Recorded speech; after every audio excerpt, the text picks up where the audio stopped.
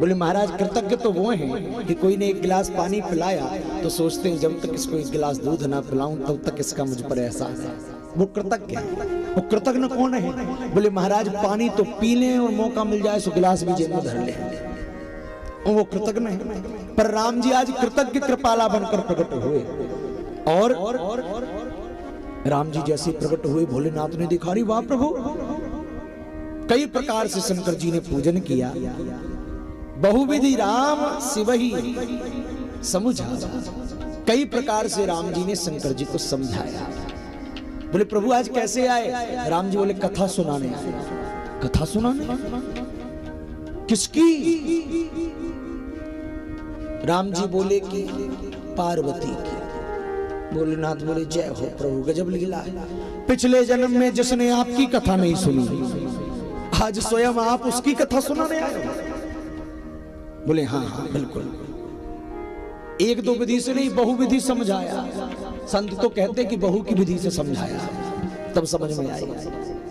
भोलेनाथ को राम जी ने समझाया कि पार्वती का जन्म हो चुका है। अति पुनीत गिरिजा के करनी और बिस्तर सहित कृपा निधि बरनी।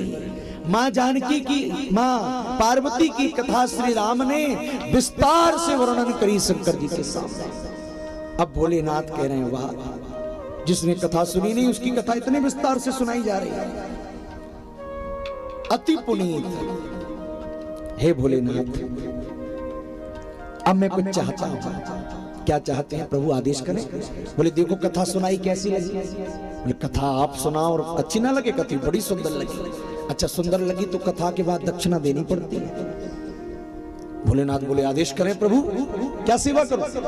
राम जी बोले तो फिर सुनो। अब बिनती मम सुनहु शिव, जो मो पर निज ने जाय विवाह सेल जही, यह मोहि मांगे। तीन बातें कही। अब विनती मम सुनहु शिव, मेरी विनती सुनो। अगर तुम उस पर नेह रखते हो तो जाओ जाकर के पार्वती से विवाह करो, यही चाहता हूं दक्षिणा। राम जी का और शंकर जी का आपस में तीन संबंध है। सेवक, स्वामी, सखा, सियपी के। एक दूसरे के सेवक भी हैं, एक दूसरे के स्वामी भी हैं, एक दूसरे के सखा भी हैं। और यहां राम जी ने तीनों के तीन संबंध बता दिए। कैसे? तीन तरह की बात कही।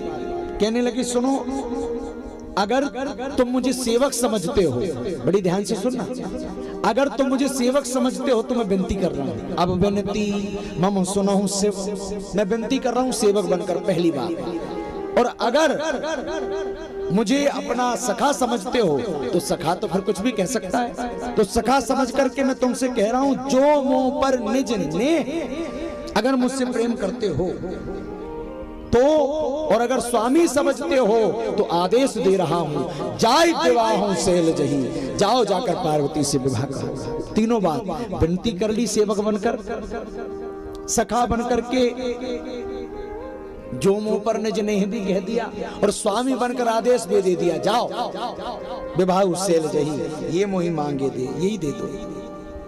भोलेनाथ ने कहा वैसे तो ये बड़ी गड़बड़ बात है, पर आप कह रहे हो तो ठीक है प्रभु, आपके वचन को कौन मिटा सकता है। सिर धरे आयस करहि तुम्हारा, परम धर्म यह नाथ हमारा। ये मेरा धर्म है, मैं आपके आदेश को सिरोधार करता हूँ, सिर पर धारण करता हूँ। भोलेनाथ बोले, राम जी बोले नहीं नहीं नहीं नहीं नहीं नहीं, सिर पे मत रखना भोलेनाथ। क्यों? बोले सिर पे गंगा बह रही है, पता चले हमारी आगे बहा तो बोले सिर पर नहीं रखना है, तो कहाँ रखना है? बोले अब और राखो, जो हमने कहा है वो उर में रखो, सिर में नहीं, उर में। भोलेनाथ बोले उर में क्यों?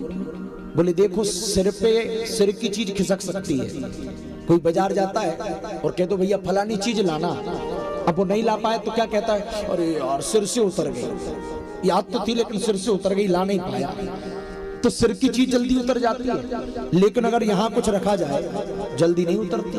20 साल हो गए तो क्यों भाई उनसे बात नहीं करते? अरे 20 साल पहले ऐसी कही थी, यहीं रखी है। आज तक नहीं उतरी। तो दिमाग की चीज जल्दी उतर जाती है। भगवान राम ने कहा नहीं नहीं, सिर पे नहीं रखना, आप तो अब इसे उर में रखो। अब उर रखाऊं जो हम सबसे, उर में रख लेना। राम जी ने कहा बिल्कुल प्रभु, माता पिता गुरु प्रभु की वाणी, बिना विचार का शुभ जानी। आपने जो कह दिया वो तो शुभ है। भगवान श्री राम अंतर ध्यान हो गए। भोलेनाथ ने सप्तऋषियों को बुलाया। सप्तऋषि आए, कहा जाओ जाकर के पार्वती की परीक्षा लो। सप्तऋषि ने कहा जब राम जी कह गए कि विवाह कर लो, फिर परीक्षा की क्या आवश्यकता पड़ गई? भोलेनाथ बोले जब ये पार्वती सती बनकर आई थी, मैंने स्वयं समझाया देवी ये स्वयं पर ब्रह्म है, सच्चिदानंद है, मेरा इष्ट है, पर सती ने मेरी बात नहीं मानी, बिना परीक्षा लिए नहीं मानी, तो मैं भी बिना परीक्षा के स्वीकार नहीं करूंगा। जाओ जाकर पहले परीक्षा लेकर के आ। सप्तऋषि आए हैं, माँ की परीक्षा लेने की कोशिश करी, पर महाराज कहाँ माँ सती माँ पार्वती की कोई परीक्षा ले सकता। कई प्रकार से समझाया, अरे देवी वो नारद के चक्कर में मत पड़ो, आज तक किसी का घर बसाया नारद ने जो तुम्हारा बचाएगा? मन कपटी तन सज्जन चीन्हा, उस कपटी के चक्कर में मत पड़ो। जब ऐसी बात कही और कहा कि अरे वो शंकर के पास है ही क्या, ना घर है ना बर्तन ना बाड़े, कुछ नहीं है, परेशान हो जाओ, तुम्हारा विवाह हम नारायण से करा देते हैं। जब इतना कहा तो मां पार्वती ने कहा कि सच कहा आपने, भले ही मेरे महादेव में एक भी गुण ना हो, महादेव अवगुण भवन। आप क्या कहोगे? मैं कहते हैं अवगुण नहीं, महादेव अवगुण भवन और विष्णु सकल गुण खान। भले ही मेरे महादेव अवगुण की भवन हो और विष्णु चाहे सारे गुणों की खान हो, लेकिन जेहि के मन रम जाई सन ताही ताही सन का। पर जिसका मन जिसमें रम जाए प्रभु से तो उसी से काम है। मेरा तो मन इसमें रम गया। जिसकी लागी रे लगन भगवान में, उसका दिया भी जलेगा तूफान। मेरी तो लगन लग गई है, अब मुझे कोई मतलब नहीं। और मेरे गुरुजी को आप कह रहे हो कपटी है, लेकिन गुरु के वचन प्रतीत न जेहि, सपने हो सुगम न सुखी। मुझे मेरे गुरु के वचनों पर विश्वास है, वो मेरा अहित नहीं करेगा चाहे जैसा। अगर तुम मुझे पहले मिल जाते जो तुम मिलते प्रथम मुनीसा, तो सुनते हो सिख तुम्हारी धर सीसा, मैं तुम्हारी सीख मान जाती। पर अब नहीं, अब मैं जन्म संबोहित हारा, अब तो मैं कुछ नहीं कर सकती। जन्म कोटि लगी रगड़ हमारी, जन्म कोटि लगी रगड़ हमारी, बरहु शंभु न तो रहूं कवारी, बरहु शंभु न तो रहूं कवारी। अरे तजहु न नारद कर उपदेशु, तजहु न नारद कर उपदेशु। अरे आप कहें सत भार महेशु, आप कहें सत भार महेशु। आप कहें सत, आप कहें सत, आप कहें सत भार महेशु। हे सप्तऋषियों, मेरी जन्म जन्म की लगन है। अगर विवाह करूंगी भोलेनाथ से करूंगी, नहीं तो कंवारी रह जाऊंगी और नारद जी के वचन फिर नहीं छोड़ूंगी। चाहे स्वयं शंकर जी आकर 100 बार कहें कि छोड़ दे, तब भी नहीं छोड़ने वाली। ये गुरु निष्ठा, ये गुरु भक्ति है महाराज पार्वती जी। सप्तऋषि चले गए। जाते समय कहा माँ क्षमा करें, तुम माया भगवान शिव सगल जगत पितमात, आप तो जगत के माता पिता हो, हम तो लीला करने आए थे, आप चिंता ना करें। वापस गए, भोलेनाथ को सारी बातें बताई। भोलेनाथ समाधि में चले गए। उसी समय तारक नाम